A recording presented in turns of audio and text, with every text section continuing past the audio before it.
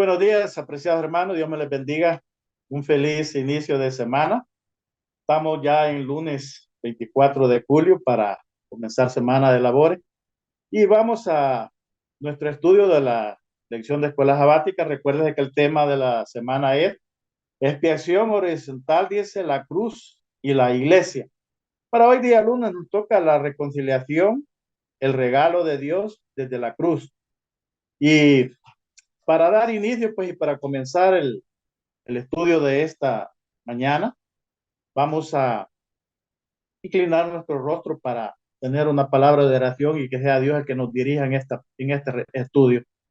Pues Dios y Padre nuestro, te agradecemos, Padre, por el privilegio y la oportunidad de abrir tu santa palabra. Acompáñanos, bendícenos y que el consejo de recibir pues sea de mucha ayuda para cada una de nuestras vidas. Quede con nosotros, Señor, y diríjanos al meditar en su palabra. Es nuestro ruego y nuestra súplica en los méritos de Cristo Jesús. Amén. Muy bien. Eh, el autor de la lección nos introduce con lo siguiente que dice: Cristo es nuestra paz, y nos da el texto de Efesios 2, 14 y 16 que dice eh, que de los dos pueblos hizo uno, dice, y derribó el muro divisorio para reconciliar, dice, con Dios a ambos en un solo cuerpo mediante la cruz, matando, dice, en ella la enemistad. Muy bien, hermano, para tener un concepto más amplio de esta palabra, el cual el apóstol dice, derribó, dice, el muro divisorio. Él está haciendo una comparación con ese muro que existía. Bueno, dicen que hasta hoy en día existe, que como que lo hicieron nuevamente, nada más que hoy como que le llaman el famoso muro de los lamentos, a donde va todo el mundo a lamentar, de ahí parece, y como que hacen una petición y la dejan ahí también. Pero en aquellos tiempos al cual al apóstol Pablo se refiere es que en esos tiempos había un muro que protegía el templo, en donde solamente podían entrar israelitas. Un griego, un gentil, como decimos, no se le permitía entrar. Dice que ese muro tenía incluso allí las advertencias, ¿no? Que aquel que se atreviera a entrar, que no era israelita, pues posiblemente hasta podía perder la vida.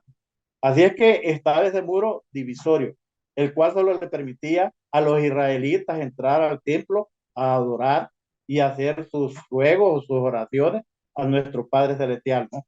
Ahora, a eso es lo que el apóstol Pablo hace una referencia, y que dice que la cruz, hermanos, horizontal, usted ve la cruz, una cruz tiene pues un, diríamos decir, la parte que es vertical y la horizontal.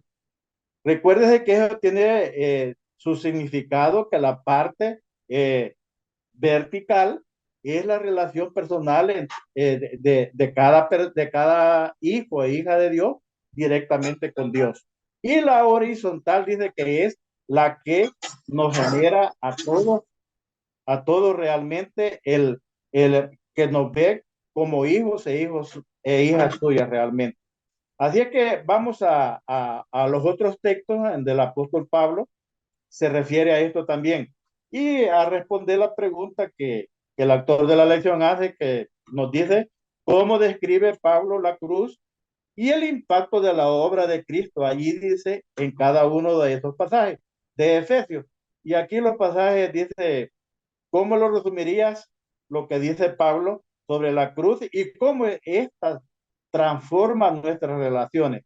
Bien, vamos a ir a Efesios 1, 7 y 8, que son las primeras dos textos que el autor de la lección nos da para que repasemos, y dice, en el cual dice, tenemos redención por su sangre, la remisión de pecados, dice, por las riquezas de su gracia, que sobreabundó, dice, en nosotros en toda sabiduría e inteligencia.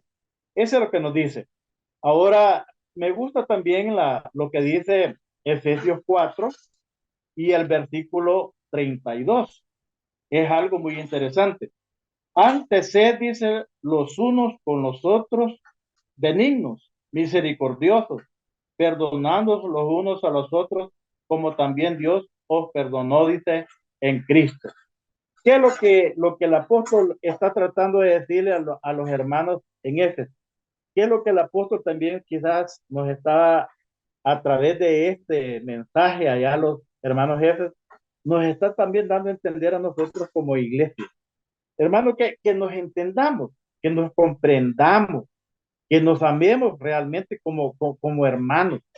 Yo pienso, hermanos, que como se nos decía el día de ayer, esas mismas características, esas mismas separaciones que habían entre judíos y gentiles y griegos, eso nos caracteriza también a nosotros quizás como iglesia hoy en día. Hay unas divisiones tremendas. Y el que no quiera aceptar esto, que realmente en la iglesia hay divisiones, pues yo no sé qué es lo que ve realmente en la iglesia. Pero hay problemas serios. Y lo decimos con toda confianza, pues porque creemos que la mayoría que ve estos programas o que escucha estas lecciones, pues las estudia también y las entiende que esto así es. Y el llamado es a que realmente, como lo decía el texto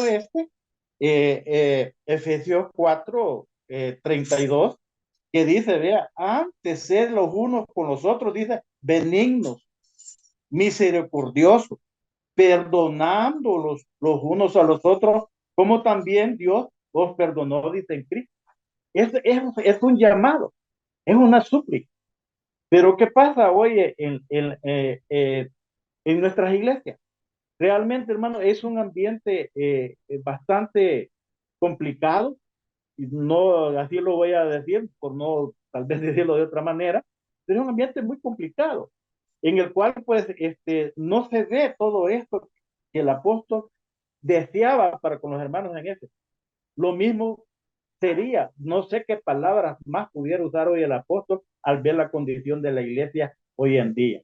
Muy bien, vamos a otro texto que es me voy a centrar en ese nada más, Efesios 5:2, donde dice, y andad en amor, dice, como también Cristo os amó y se entregó a sí mismo, dice, por nosotros, ofrenda y sacrificio a Dios en olor suave. Dice mi versión, hay otros que dicen en olor grato.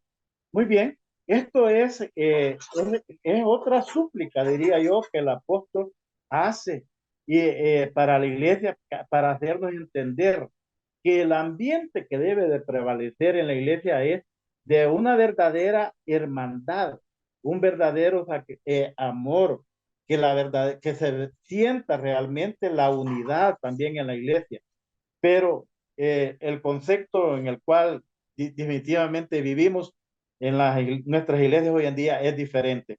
Y hay tres aspectos más que el autor de la lección menciona, que también los encontramos en Efesios 2, del 11 al 22, los cuales dice que producen tres grandes ventajas para los creyentes. Si usted lee esa lectura bíblica de Efesios 2, 11 al 22, dice que esta lectura da tres grandes ventajas para los creyentes. La primera dice que es la siguiente: los gentiles que estaban lejos de Dios y de su pueblo son acercados.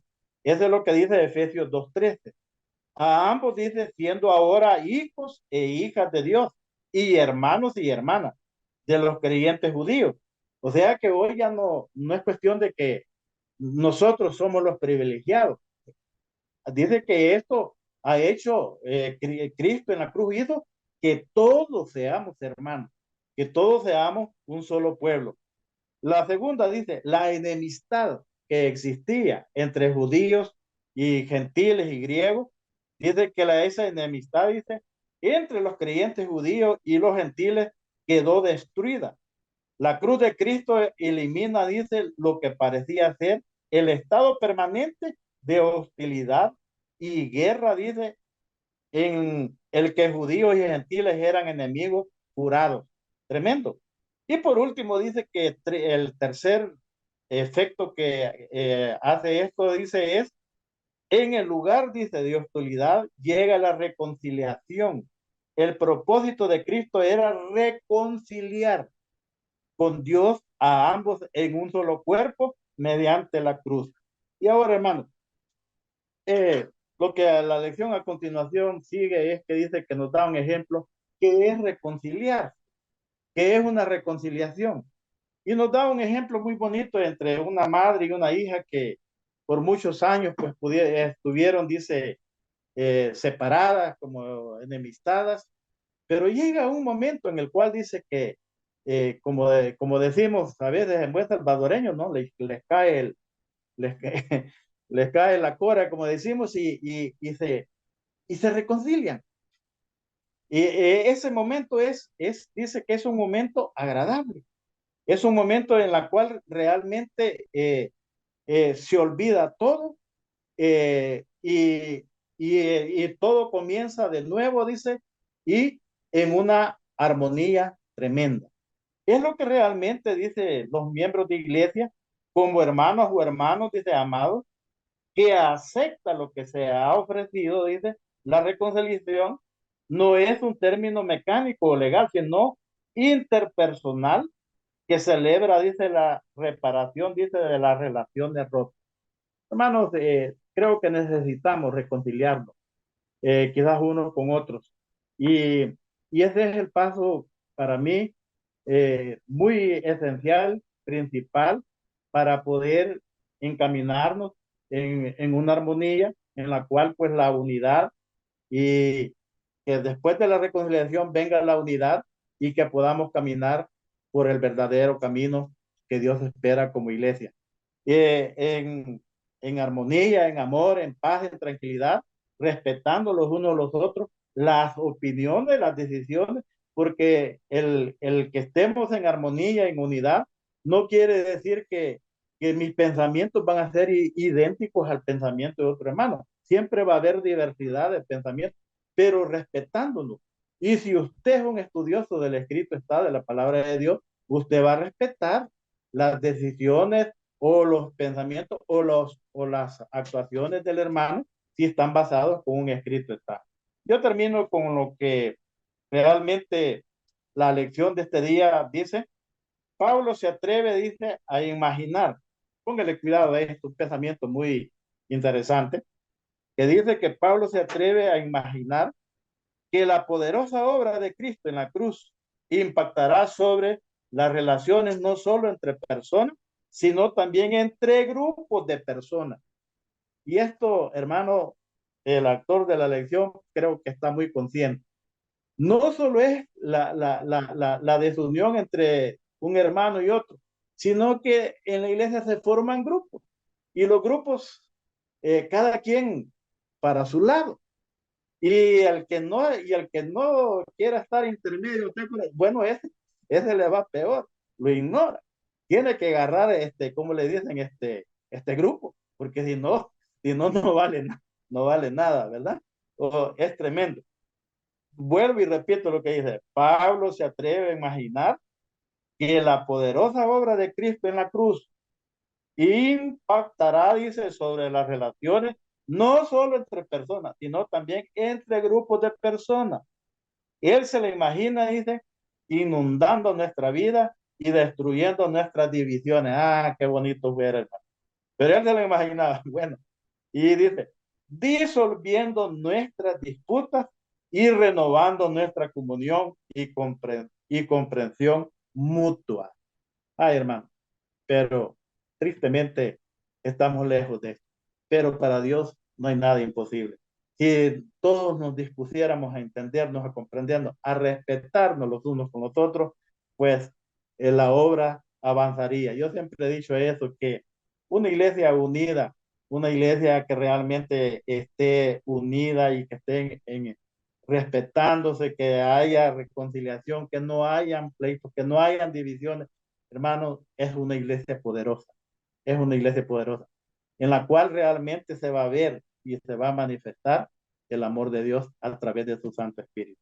Pero difícilmente en la situación o en la condición como estamos, esto se va a dar. Pero como digo, para Dios no hay nada imposible y la promesa está después de que el poder del Espíritu vendrá y hará eh, eliminación de todo esto. Termino con la pregunta para que usted recapacite en este día y en el estudio de este día que dice, ¿en qué medida podrías necesitar aplicar estos principios para reconciliarte dice, con otra persona?